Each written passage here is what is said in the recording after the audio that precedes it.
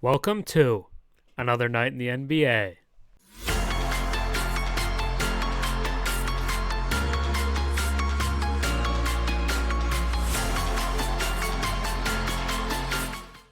This is your 10-minute recap of the last night of NBA hoops, and I want to start with the main topic, which is one people might not expect, but it's an overtime game in Portland. The Portland wins 128-118, a blowout in overtime thanks to a revenge game from Dalano Banton, and he will be the main topic of the day because not only is he the steal of the trade deadline, he is a hidden gem, and the Raptors struck gold with getting Dalano Banton because he's been really good, especially in this revenge game.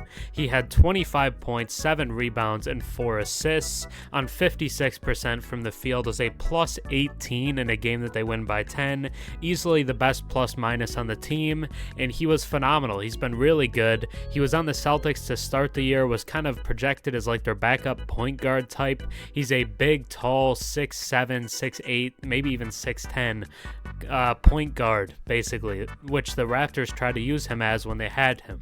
He was drafted in the second round by the Raptors in 2021, but after a couple of years, they decided to let him go, goes to the Celtics in the summer, and now is on the Blazers. Interestingly, was the first Canadian to ever be drafted by the Toronto Raptors after playing college ball for Nebraska, and was an interesting development project in Toronto, but with Scottie already there and kind of being a similar tall point guard type, they decide to move on.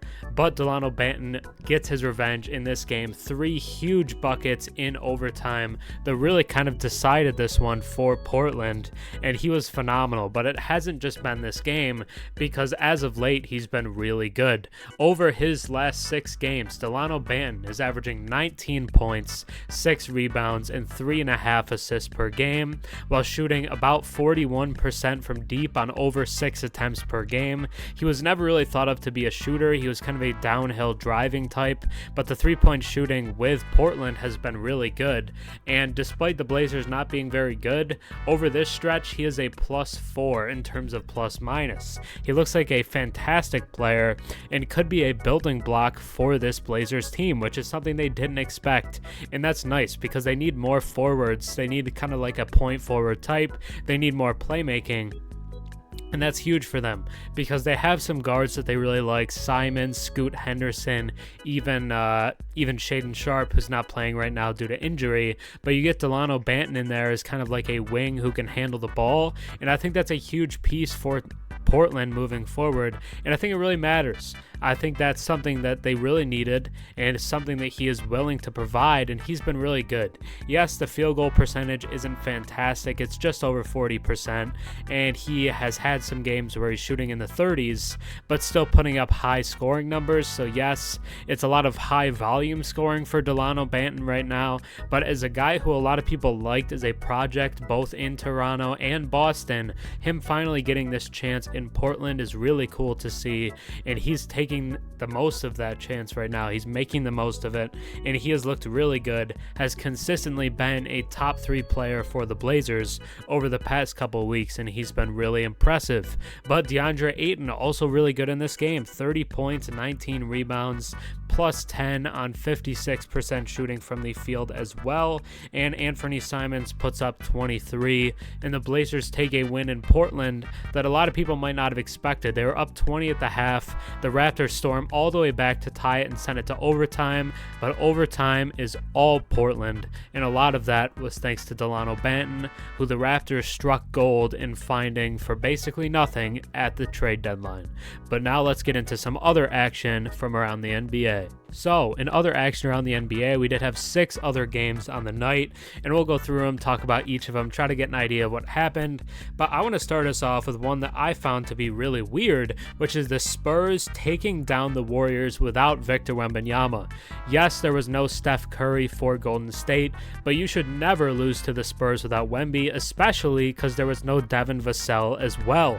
So really, the Spurs were missing their top 2 players, and they still come out on top because they could not miss. The Spurs tonight shoot 51% from the field and 51.5% from three, and they were phenomenal as like efficiency-wise for the team. Dominic Barlow, who just got upgraded from a two-way to a standard contract, 19 points and 8 rebounds, 70% from the field. Keldon Johnson had 22 and 11, 17 from Champagny, and then you get 20 apiece from Jeremy Sohan and Malachi Branham. Golden State does get 27 from Clay and 26 from Jonathan Kuminga, but it's not enough as the Spurs shocked the Warriors in their home arena and just handle them. It wasn't really all that close. Then we move to Detroit as the Mavs are playing the Pistons, and Dallas does take it as they should, 142 to 124. Luka Doncic continues this outstanding tear that he's on, 39 points, 10 rebounds, 10 assists. It feels like he's putting up 35-point triple-doubles every single night. Luka Doncic has been phenomenal. 17 and 7 for Daniel Gafford. No Derek Lively tonight, so that's a little more opportunity for Gafford. Gets to take a lot of those minutes. And 21 from Kyrie Irving. The Pistons do get 33 from Cade Cunningham, 33, 9, and 10, as well as 27 from Simone Fontecchio, but not enough as they go down in the loss. The Clippers take down the Bulls in LA, 112 to 102. Another time where they were down at the half, but stormed back. 22 for Paul George, 14 for James Harden, and 19 for Kawhi Leonard. They did have 3 other guys in double figures, a team effort for LA. Then you look at the Bulls, led in scoring by DeMar DeRozan, who's been really good over the past few weeks. The Hornets take down the Nets, and what you'd probably call an upset. The Hornets, after that nice post-deadline surge, had really been struggling. They'd either lost 6 or 7 straight and had just lost to the Wizards, so that's a tough one. But they do take down the Nets here thanks to 24 and 10 from Miles Bridges, 23 from Brandon Miller, and 15 and 11 from Nick Richards. 31 points from Cam Thomas in the loss. Really exploded in the first quarter. Had like 18 points on 87% shooting or something. Ends the game with 31 points on 50% from the field. So after the first quarter, not quite as good as the rest, and probably because of that, the Hornets do win. The Celtics will not lose their 3rd straight game as they take down the Suns in Phoenix, 117 to 107. Both sides missing a key player. No Kristaps Porzingis for Boston and no Devin Booker for Phoenix. And the Celtics come out on top, 29 for Jason Tatum, 27 for Jaylen Brown. The Jays do it again, 45 for Kevin Durant, but they still come up short. They get a combined 70, 45 and then 25 from Kevin Durant and Bradley Beal, a combined 70 points from their top 2 guys in this game, and they end up losing it regardless. It doesn't matter.